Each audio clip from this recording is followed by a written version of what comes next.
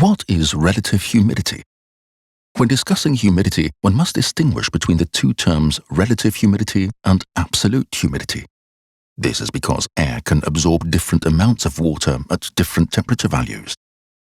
In general, the higher the temperature, the more water air can absorb.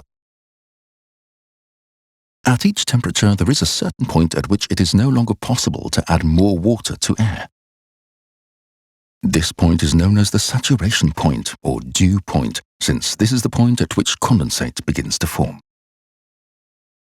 In technical systems such as an air conditioning system, it is very important to know how close the humidity contained in air is from the saturation line. In other words, from what point onwards condensation will occur. The amount of water which air can absorb is therefore scaled from 0 to 100% and is known as relative humidity.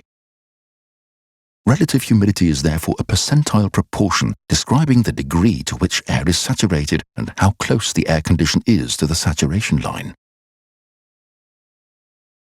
By contrast, absolute humidity describes the precise amount of water contained in air, in grams of water per kilogram of air.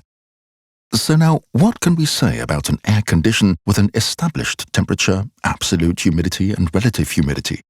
Let's assume we have a flask containing air at 20 degrees Celsius, 10 grams of water per kilogram of air and 70% relative humidity.